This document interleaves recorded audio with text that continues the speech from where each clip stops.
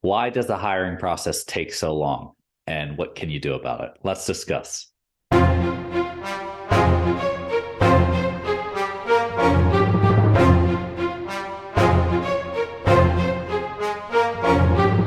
Welcome back if you're returning. If you're new to the channel, we have two gifts in the description for you. One of them is the Getting Started workshop. It's going to walk you through each stage of the hiring process. Plus, there's hidden bonuses in there and tips to get you through your process. Also, if you're serious about becoming a law enforcement officer, you're serious about pursuing this career, reach out to me. I have a free coaching call where we can sit down, discuss things that are specific to you, any type of hurdles you may have, any type of disqualifying factors. We can help guide you through it. Both of these are my gift to you. Now, why does it take so long to go through the hiring process?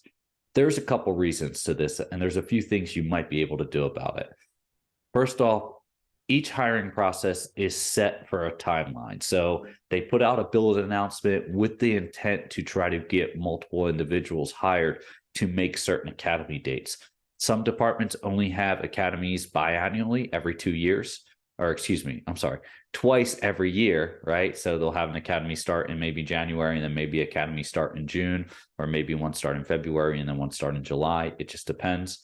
And then other academies have it quarterly, right? So they'll have it every 3 months. There'll be a new academy starting, and different people will be in the academy at different times, and also concurrently. So you'll have a lead class, and you have a class behind that, another class behind that, and then you'll have your junior class. And each time one class rolls out, a new class comes in, which is great for you, right? That means that if they're doing that, there's more option for you to get hired on that year.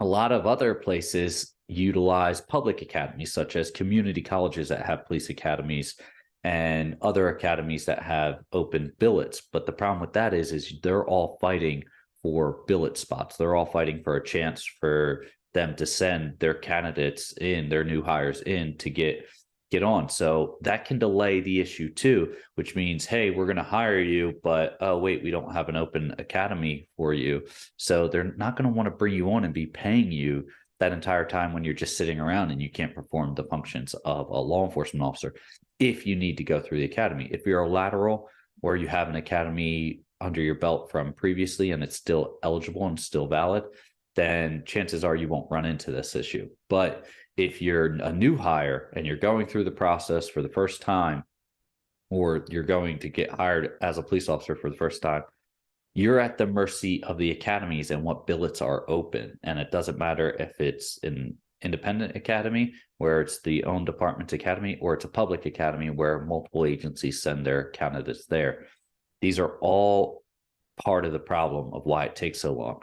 Another issue is your background process. Having your background process take a long time, not being able to get a hold of your references, not being able to validate and confirm the information that you've been through or the information that you provided, that's going to delay you, which is going to cost you an academy date. And if it costs you an academy date and someone else is there and eligible and maybe can get into that academy, they're going to hire that person first and either tell you to apply or push your hiring process back further. Or, like I was saying before, I just interrupted myself, tell you to reapply later on. That's what I meant to say. So how do you alleviate some of this stuff? Well, there's a few things that you can do. And right off the bat, you've heard me say how important the preparation stage is. And if you want to know what the preparation stage is, go look at our gift I was mentioning earlier, the Getting Started workshop. It breaks it down in stages. The preparation stage, making sure you have all your documents, all your references, all your points of contacts, you've reached out to all of them. They're all ready to go, ready to receive this. They're looking out for emails that from individuals that they don't normally receive emails from, right? They're checking their spam folder. A lot of times that if they don't get one, it's in their spam folders. Now, most of the time you see something from .gov, and which is a government site or a government email, you're going to be able to get that through. But sometimes I've seen background investigators and third-party vendors go to your spam folder, and next thing you know, they're saying, hey, we're waiting on this reference to get back to us. We haven't heard anything. Each one of these things delays you. if one reference delays you 1 week and validating another piece of information delays you another week, and then you delay another week, which is something else I'm going to go into here in a second, you delay another week by scheduling an appointment or by getting them a certain amount of information back, or delaying to get a notary for a document that needs to be notarized. That delays you back. You're already delayed 3 weeks there. You delay another week, that's a whole month. You just took a process that was going to take 3 or 4 months. You added a month to it just by not being properly prepared or not being on top of the individuals that you provided as references. And then that's not even talking about past employers, because they have no stock in you. It doesn't behoove them to give you a glowing recommendation or to respond back to your hiring official or your investigator. These are all things that really just delay the focus of it and delay your ability to jump in and your ability to move seamlessly through the hiring process. Now, if you stay on top of these, you get your preparation stage going through and you crush it, and you have all your documentation, you have all your forms are signed and notarized that need to be, all your transcripts are in and they're official transcripts. You don't have to wait to have it mailed over and then get it to your background investigator. If all this is squared away and ready to go, you're solid, right? You can just say, here's this. Hey, I'm sorry, I didn't provide this. Here it is. I have it right here. Here's all my tax returns. Here's all my references. Here's my accounts and my account balances. If they're asking for this, here's all my debts. Here's all my incomes.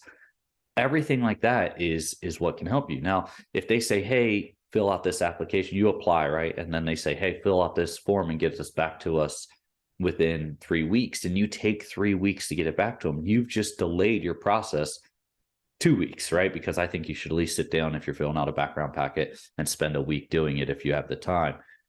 Sit down. If you can knock it out in 1 day, great, knock it out in 1 day, but don't submit it. Go back and review it and make sure it's accurate. But then if you delay 2 more weeks because life gets ahead of you, you're hurting your chances at this point in time. So you just added 2 weeks onto your hiring process. And then the other thing that you can't control is how fast they're going to move, how fast they want to reach out. A lot of times what I do is I see a really big start in the beginning. I see written test, physical test, board interview, bam, right off the bat. You submit all your background stuff, and then a nice lull in the middle and while they're going through your background process, because the individual has multiple candidates that they're doing a background process. So they're not just working on your stuff every single day, all day. They're working on multiple different people, and they're reaching out to people, and not everyone answers their cell phone or responds to an email immediately. So they send all your stuff out 1 day and they wait to hear back, and they're just delaying and they're delaying. And when they're asked, hey, why are we moving forward with this candidate? I haven't got any information back, or I haven't received a response back from all their references or all their points of contact. And then they'll say, okay, well, if you don't hear anything back in another week, then reach out to the individual and tell them that you can't get a hold of these references, which is there's 2 weeks that just burnt by.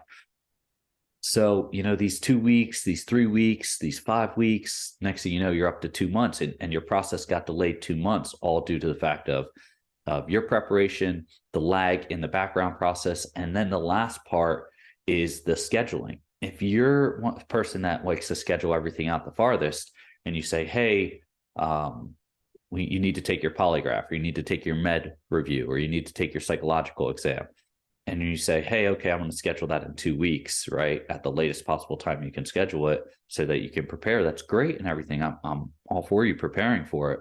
But at the same point, you've just delayed your process 2 weeks, right? And now you have other candidates that are jumping on this. And once those billets are filled for the academy, they're filled. And you're either going to be told, hey, we'll try to get you in the next academy, or ultimately you're just going to be told, hey, you weren't selected on this hiring cycle. You're more than likely, or you're more than allowed to apply again on the next hiring cycle when we open up another billet. And these are things that you don't want to fall under, because it doesn't mean that you're not an eligible candidate, but you don't want to have to go through the psych, the poly, and all these things again. Now, some people allow you to save it if it's within a year or so time frame, but more likely than not, they're going to make you go through the process all over again. And you're going to say, man, I just did a 6-month process with this department and they didn't select me. Why would I want to go through this process again? And the answer is because if you weren't selected, it just means that someone else was either more qualified during that hiring process, or they got their stuff done quicker than you could, and they got into that academy when they weren't sure they were going to finish all your documentation in time. Things to consider, things that really make a difference.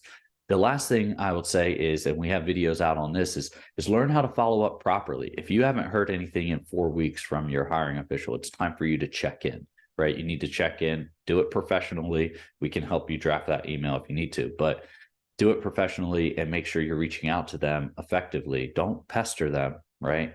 But do it professionally and send that email. Listen, I hope this helps. Those gifts are in the description. Just click and open up the description down below. It's going to be the Getting Started workshop that's going to walk you through each stage of the hiring process, plus those hidden bonuses in there that will really just make things a lot easier for you. Also, the one-on-one free coaching call with myself. Jump on a call. I will be glad to help you get through specific issues in your background or your hiring process so that you have the best shot to get hired fast, quickly, and not have to struggle as much as some other people. As always, stay safe, and I will see you next time.